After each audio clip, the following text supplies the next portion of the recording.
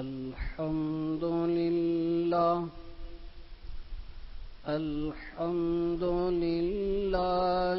وحده والصلاة والسلام على من لا نبي بعده أما بعد فعن عقبة بن عامر رضي الله عنه قال قلت يا رسول الله من نجاة فقال رسول الله صلى الله عليه وسلم أملك عليك لسانك وليسعك بيت وابكي على خطيئتك أو كما قال صلى الله عليه وسلم. بزرگان محترم، السلام علیکم ورحمۃ اللہ وبرکاتہ.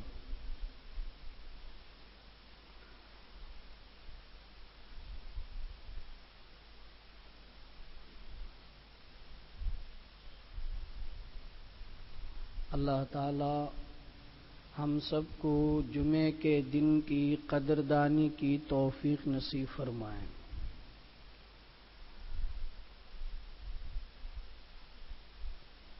عام طور پر لوگ کہتے ہیں کہ دین کی باتیں علماء نہیں بتاتے ہیں، تو ان سے یہ سوال ہے کہ انہوں نے علماء کی باتوں کو سننے کے لیے کون سا وقت نکالا ہے؟ نہ درس قرآن میں بیٹھنے کی توفیق، نہ درس حدیث میں بیٹھنے کی توفیق. کم از کم جمعے کا ایک دن ہے، خطبہ جمعہ سے پہلے کچھ ضروری باتیں مختصر وقت میں، کہیں 20 منٹ، کہیں 15 منٹ، کہیں 25 منٹ، کہیں آدھا گھنٹہ، اتنا وقت نکالنے کے لیے آج امت کے پاس فرصت نہیں ہے، موقع نہیں ہے. آخر یہ امت براہ راست اللہ سے دین حاصل کرے گی یا حضرت جبریل کے واسطے سے دین حاصل کرے گی؟ پتہ نہیں کیا عالم ہوگا، کیا حال ہوگا. قیامت کے ہم قریب ہوتے جا رہے ہیں، اور قیامت کی نشانیوں میں سے یہ نشانی بھی ہے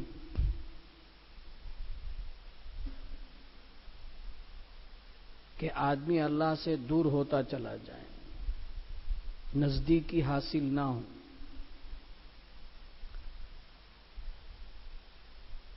سچی بات ہے، اس میں کوئی دو رائے نہیں، شک نہیں، شبہ نہیں.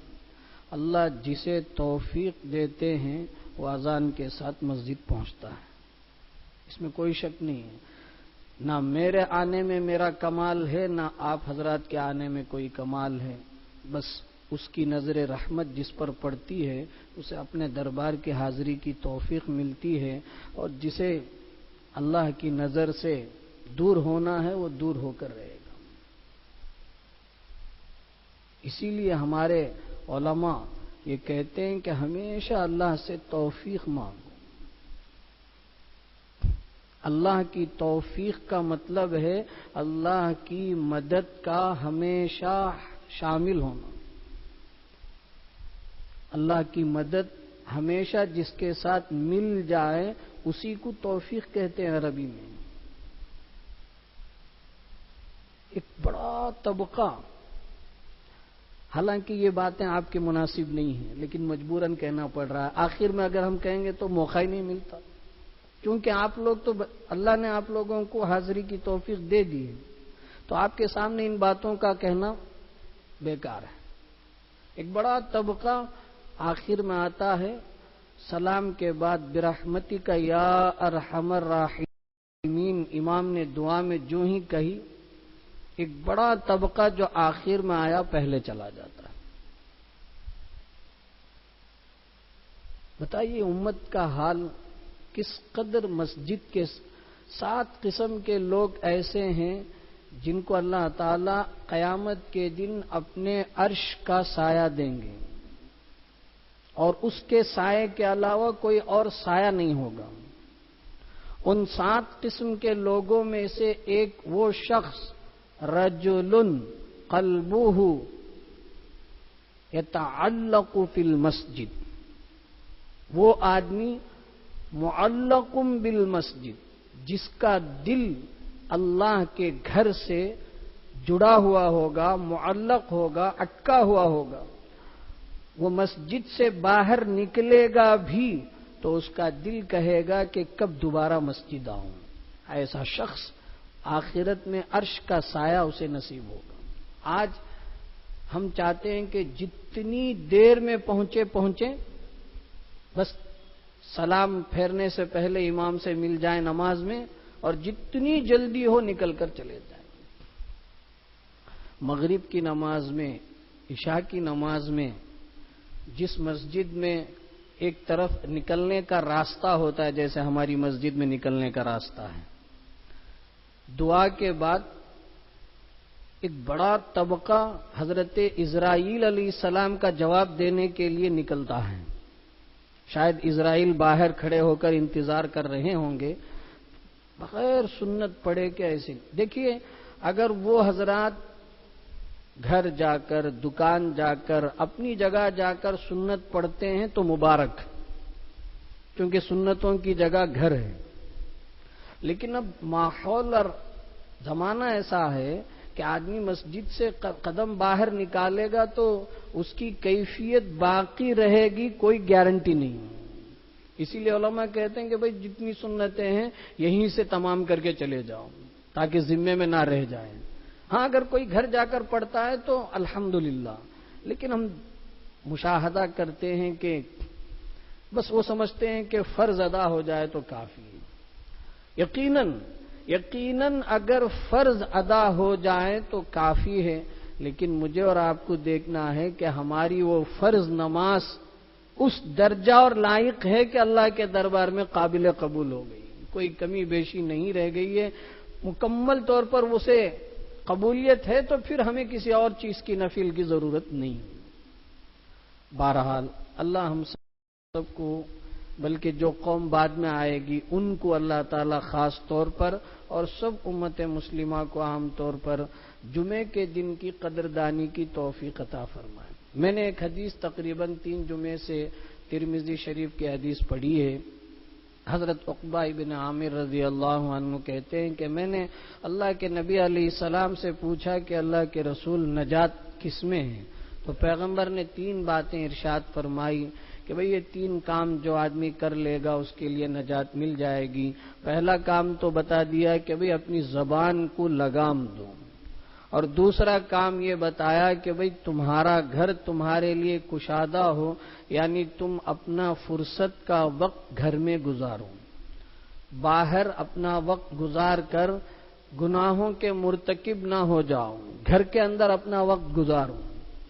تیسرا کام ہے، اللہ کے نبی علیہ الصلوۃ والسلام نے فرمایا وَابْكِ عَلَىٰ خَطِیئَتِکَ، اپنے گناہ کو یاد کر کے رویا کرو، اپنے گناہ پر رو۔ کوئی ایک فرد دنیا کے اندر ایسا نہیں ملے گا جو ہاتھ اٹھا کر یہ کہے کہ میرے ذمے کوئی گناہ نہیں ہے۔ اگر ہے تو پھر اللہ ہی بہتر جانتا ہے کہ ایسے کتنے لوگ ہوں۔ ہر آدمی کبیرہ گناہوں سے بچتا ہے تو صغیرہ گناہ تو ہو جائیں گے، بڑے گناہوں سے بچ گیا تو ہو سکتا ہے چھوٹے گناہوں کا مرتکب ہو جائیں گے.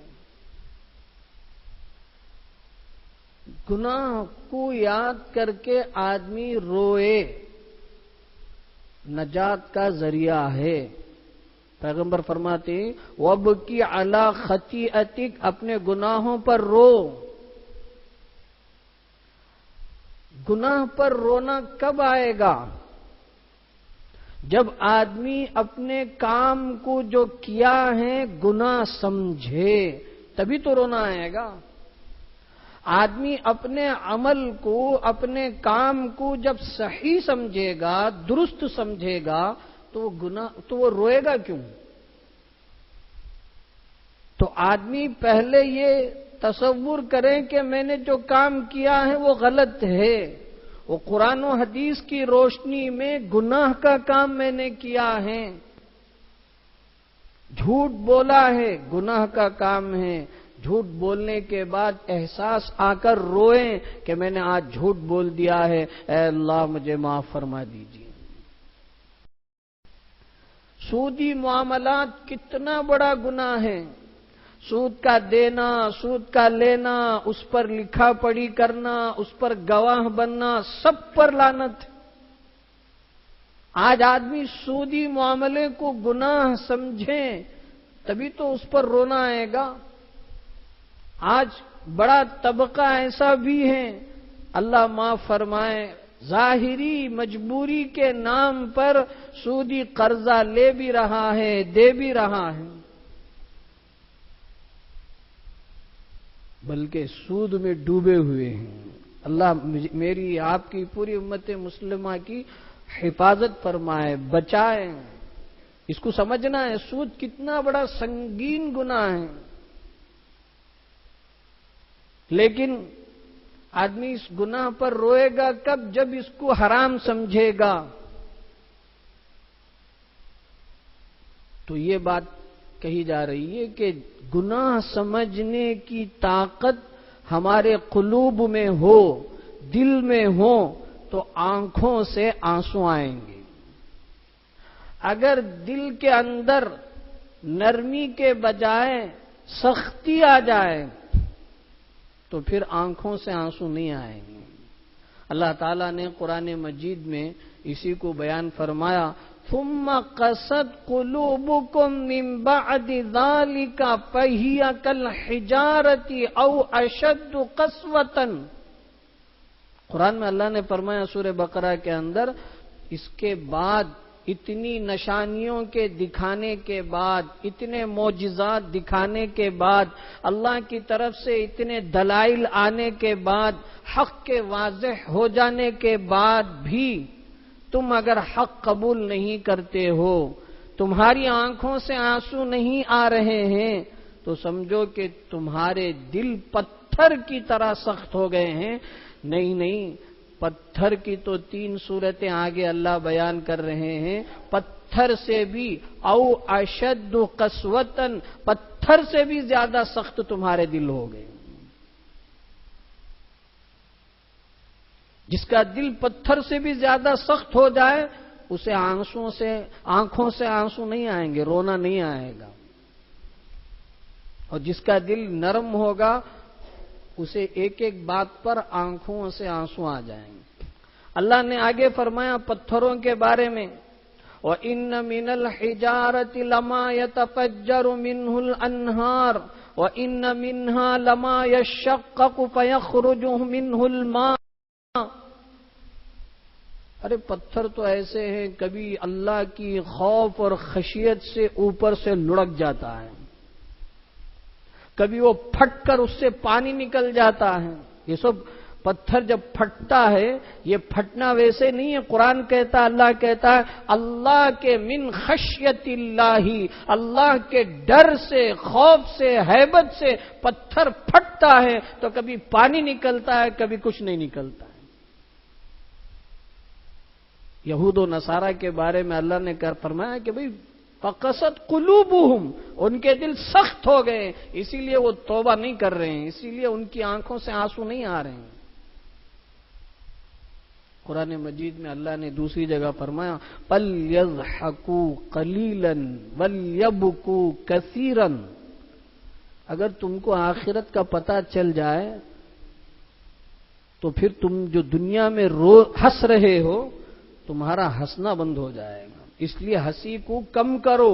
فَلْيَضْحَكُوا قَلِيلًا، چاہیے کہ تم کم ہنسو. آج میرے دوستو بزرگوں، ہمیں اس آیت کی روشنی میں اس وقت دنیا کے اندر سوشل میڈیا کے ذریعے سے امت کو کس طرح گمراہ کیا جا رہا ہے بات خوب واضح ہو جاتی ہے. اللہ کہتے ہیں کہ تم ہنسی کم کرو. آج ان سوشل میڈیا کے ایسے ایسے پروگرام ہیں، کبھی آدھا منٹ کا، کبھی 1 منٹ کا، کہ جس میں صرف ہنسی مذاق کی باتیں ہو رہی ہیں کہ بھئی آدمی ہنستا رہے، کھلکھلاتا رہے. جوکس، کامیڈی، یہ چٹکلے قسم قسم کے. اب لوگوں کا وقت اسی میں صرف ہو رہا ہے. اکیلا آدمی ہیڈ فون لگا کے بیٹھ کے موبائل دیکھ رہا ہے، ہنس رہا ہے. کیا ہے اس میں؟ وہ چیزیں ہیں. اللہ کہتے ہیں فَلْيَضْحَكُوا قَلِيلًا، تھوڑا سا ہنس لو. وَلْيَبْكُوا كَثِيرًا، اس لیے کہ آخرت میں ان دنیا میں ہنسنے والوں کو خوب رونا پڑے گا. وَلْيَبْكُوا كَثِيرًا، ان کو رونا پڑے گا.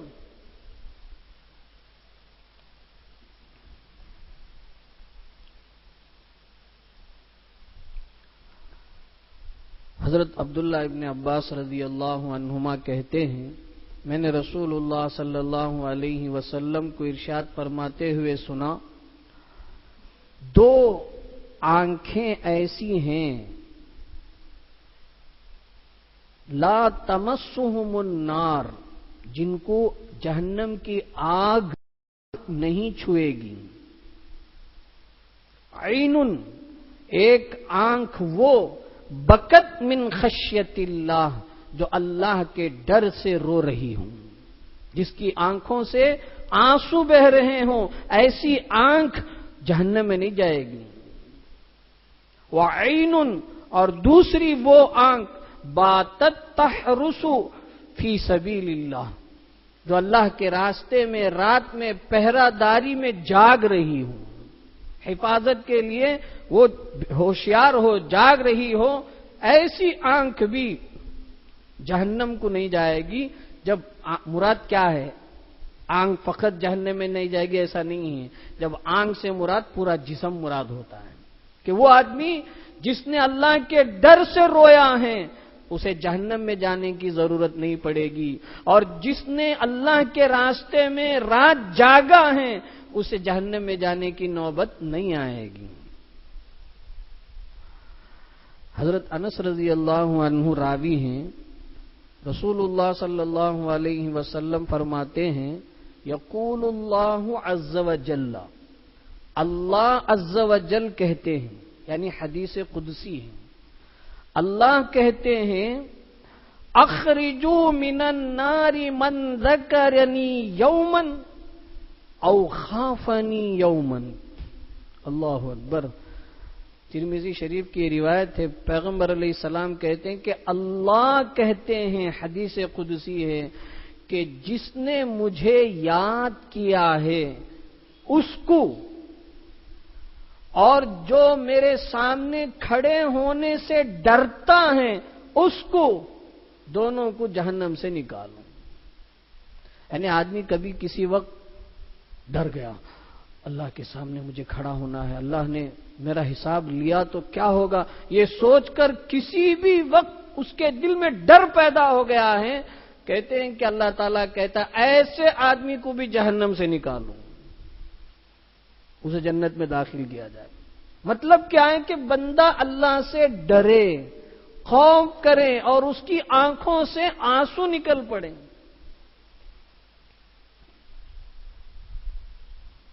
حضرت ابو ہریرہ رضی اللہ عنہ راوی ہیں، سورہ نجم کی آخری آیت اَپَ مِنْ هَذَا الْحَدِيثِ تَعْجَبُونَ وَتَضْحَكُونَ وَلَا تَبْكُونَ، تم اس کلام سے تعجب کرتے ہو، قرآن سے تعجب کرتے ہو، اور جب قرآن پڑھا جاتا ہے تو ہنستے ہو اور روتے نہیں ہو۔ یہ آیت جب نازل ہوئی تو اصحاب صفہ، مسجد نبوی سے متصل جو چبوترا ہے جس کو صفہ کہا جاتا ہے، اس میں جو صحابہ بیٹھے رہتے ہیں، وہ صحابہ اس آیت کو سن کر رونے لگے، یاد کر کے رونے لگے، ان کی آنکھوں سے آنسو آنے لگے۔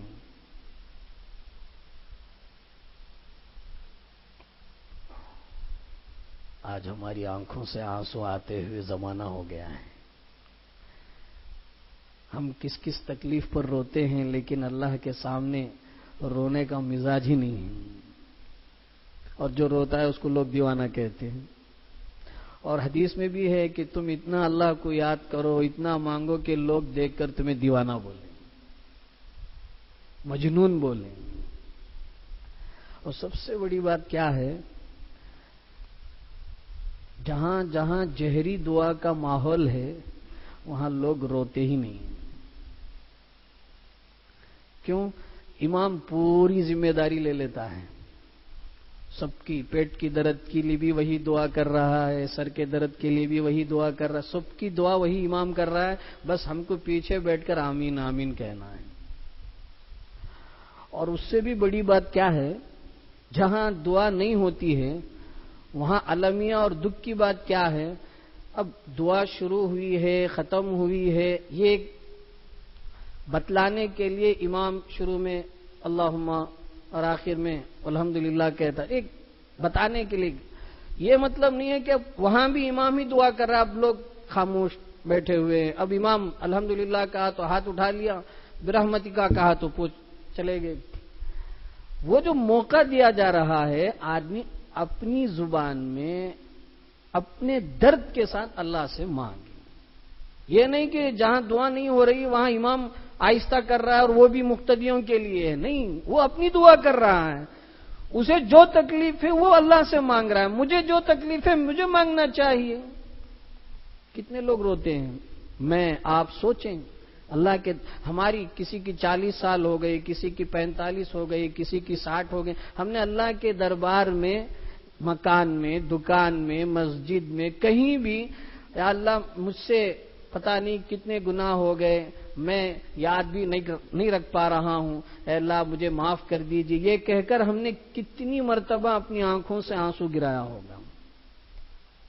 رونے کا ماحول نہیں ہے۔ یہ جو حدیثیں ہیں، آیتیں ہیں، بس کتابوں میں رہ گئی ہیں، عملی دنیا میں ہم لوگ بہت پیچھے ہیں۔ اللہ کرے ہم سب کو اللہ اس میدان کا شہسوار بنا دیں۔ دوستو بزرگوں، اللہ کا قرب حاصل کرنے کے لیے بڑے بڑے وظیفے کرنے کی ضرورت نہیں ہے، بس چھوٹی چھوٹی چیزیں ہیں، اگر ہم ان کو کر لیں گے تو پھر اللہ کا سب کچھ ہمیں مل جائے گا۔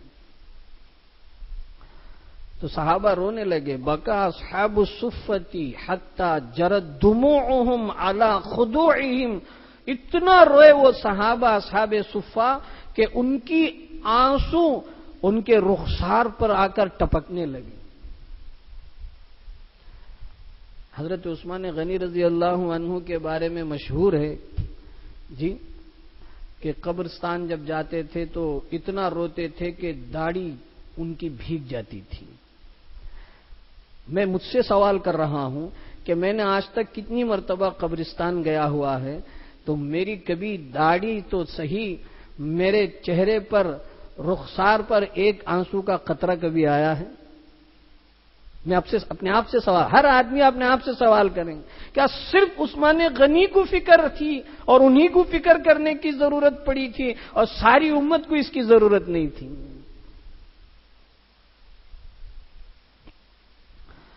اللہ کے نبی علیہ السلام حجرے میں تھے، جب اصحاب صفہ کی رونے کی آواز آ رہی تھی تو حضور کے کانوں میں آواز پڑی تو حضور باہر تشریف لائے، فلما سمع حنینہم بکا معہم، تو حضور ان کو دیکھ کر رونے لگے۔ پیغمبر علیہ السلام کو رونا آ گیا۔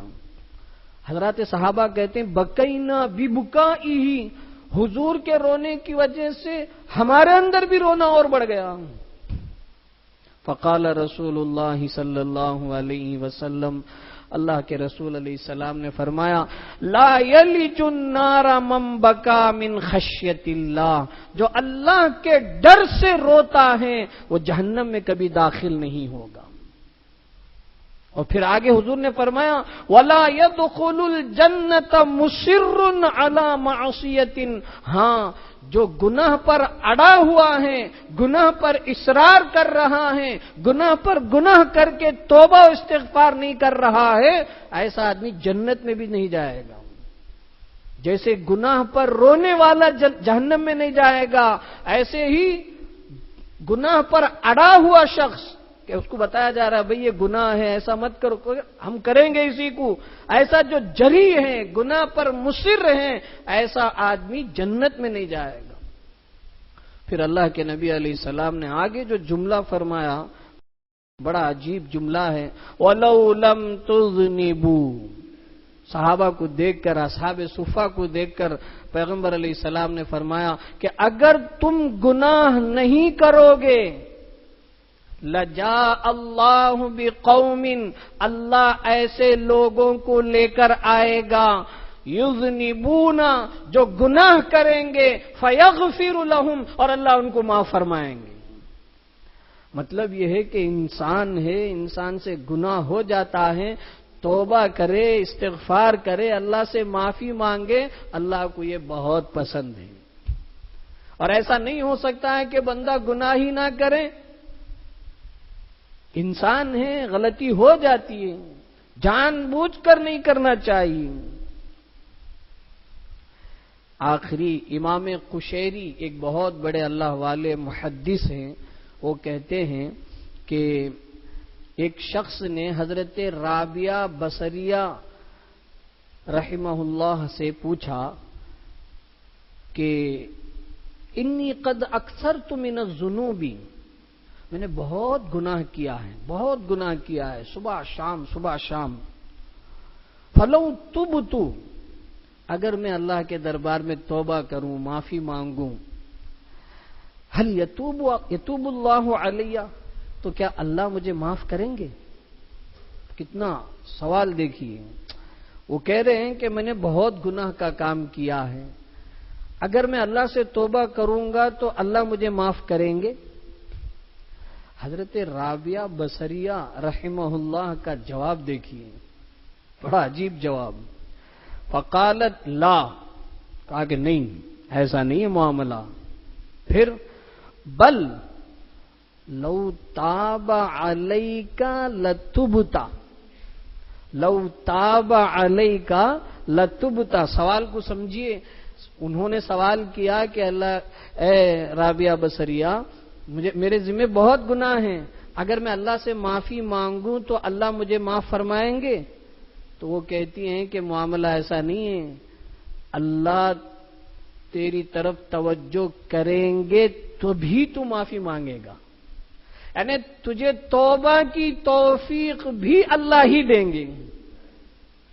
اللہ سے امید اس درجہ ہونا چاہیے کہ آدمی کتنا بھی بڑا گناہ ہو جائے، مایوس ہونے کی ضرورت نہیں ہے، اس کو اللہ کی طرف متوجہ ہونے کی ضرورت ہے، بس اپنے گناہوں کو یاد کر کے رونے کی ضرورت ہے۔ کسی سے سنانے کی ضرورت نہیں ہے کہ میرا یہ گناہ ہو گیا، میرا یہ ذکر کرنے کی نہیں، بس اللہ سے اپنا تعلق قائم کریں۔ آج ہمارے قلوب فقصت قلوبہم کی طرح ہو گئے ہیں، ان یہود و نصارہ کے بارے میں جو اللہ نے فرمایا کہ ان کے دل سخت ہو گئے، اللہ معاف فرمائے کہ ہمارے دل بھی اس طرح سے سخت ہو گئے جس کی وجہ سے ہماری آنکھوں سے آنسو کے قطرے نہیں آتے۔ اور میں نے شروع میں یہ بات کہی کہ ہم گناہ کو گناہ سمجھیں گے تبھی ہمیں رونا آئے گا، اور اگر آدمی یہ سمجھے کہ میں کریکٹ ہوں، میں صحیح ہوں، میرے سے اچھا کون ہے، میرا ہر کام صحیح ہے، تو پھر اسے نہ رونے کی ضرورت ہے اور نہ اسے آنسو کے قطرے آئیں گے۔ اور حضرت رابعہ ادویہ بصریہ ان کے کہنے کی طرح اللہ توفیق دیں گے تبھی رونا آئے گا، توفیق نہیں دیں گے نہیں آئے گا۔ بہرحال اللہ تعالی ہم سب کو اپنے جو جانے انجانے میں گناہ ہوئے ہیں ان کو یاد کر کے اللہ سے معافی مانگنے کی توفیق عطا فرمائیں اور اللہ تعالی ہمارے جملہ گناہوں کو معاف فرمائیں۔ ابھی بھی ایک طبقہ وہ ہے جو خطبے کے شروع میں آئے گا۔ میرے دوستو بزرگوں، میں بس اتنی درخواست آپ حضرات سے پیش کرتا ہوں کہ جمعے کا ایک دن اذان کے ساتھ ہم نماز کی تیاری میں اپنا وقت لگائیں، ہم اس کو ضروری سمجھیں۔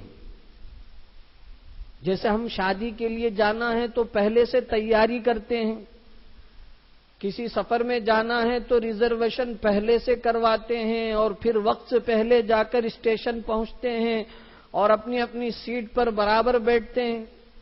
تو جمعے کے دن بھی جمعے کی نماز کے لیے ایسا ہرگز نہیں ہے کہ بس خطبے میں آ گئے تو کافی ہے۔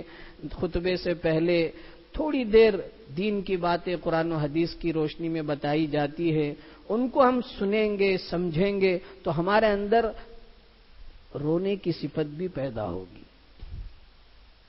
اور خاص طور پر مقامی علماء کی قدر کریں۔ باہر سے جو علماء آتے ہیں ان کی تو ہر آدمی قدر کرتا ہے، ان کے بیانات میں وقت سے پہلے پہنچتا ہے، ان سے مصافحہ کرتا ہے، خیریت پوچھتا ہے، سب کرتا ہے۔ مقامی علماء کے بیانات میں گھر کی دال مرغی کے گھر کی مرغی دال برابر۔ ناقدری اگر ہوگی تو صحیح معنی میں علم نہیں آئے گا، استفادہ، افادہ، فائدہ اٹھانا، فائدہ حاصل کرنا نہیں ہوگا۔ اہل علم کی دل سے قدر کی جائے، ان کے درس میں بیٹھا جائے، ان کے درس حدیث ہو، درس قرآن ہو، اس میں اہتمام کیا جائے۔ مقامی علماء بھی نماز، فرض نماز وہ پڑھاتا ہے، تمہاری جنازے کی نماز وہ پڑھاتا ہے، تمہارے بچوں کا نام وہ رکھتا ہے، مسائل تمہارے وہ بتاتا ہے، اور اس کی یہاں کوئی قدر نہیں۔ اور بیرون کے علماء جب آتے ہیں تو ان کے پیچھے پڑ، ہم یہ نہیں کہتے ہیں کہ علماء علماء ہیں چاہے کہیں کے بھی ہوں، لیکن مقامی علماء کا ادب، ان کا احترام، ان سے افادہ، ان سے فائدہ اٹھانا، یہ اس سے زیادہ کہیں بڑھ کر ہے، 24 گھنٹہ اویلیبل ہیں۔ اللہ ہم سب کو سمجھنے کی توفیق عطا فرمائے۔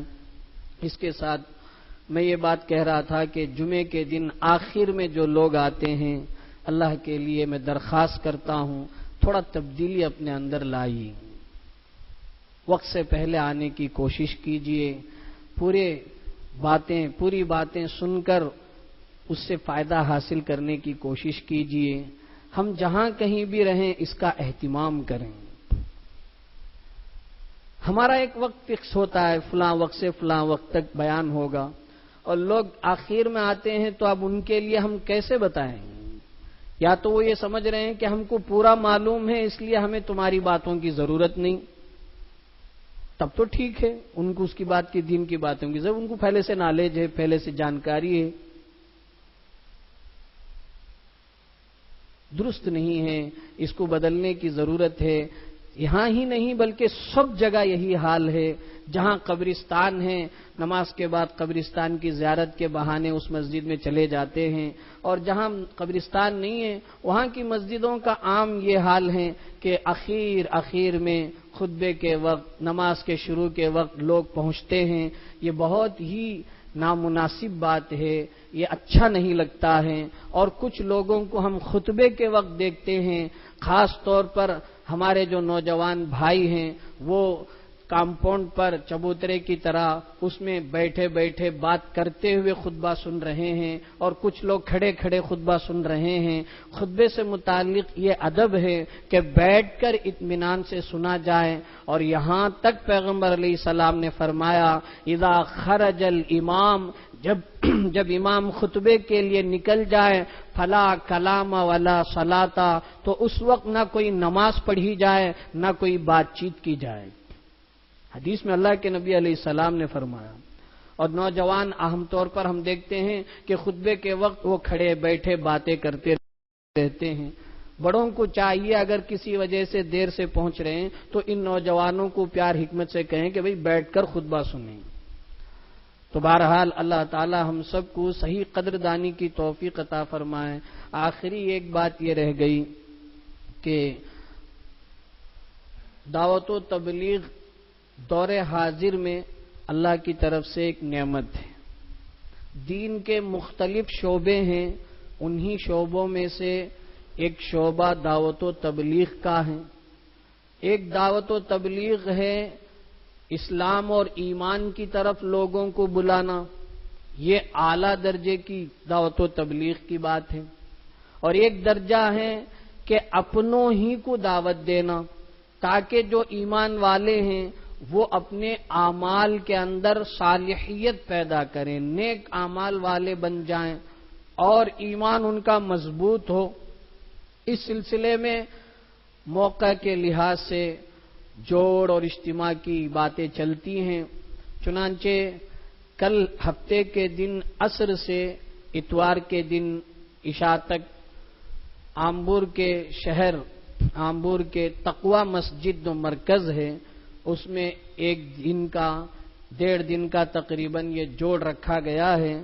آپ سبھی حضرات سے درخواست ہے کہ اپنا جتنا بھی وقت ہمیں اس میں لگانے کی فرصت ملے ضرور اس میں شرکت فرمائیں۔ انشاءاللہ اللہ تعالیٰ کی ذات سے امید ہے کہ فائدہ ہوگا۔ اللہ تعالیٰ ہم سب کو عمل کی توفیق عطا فرمائے۔ آمین۔ وآخر دعوانا الحمدللہ رب العالمین۔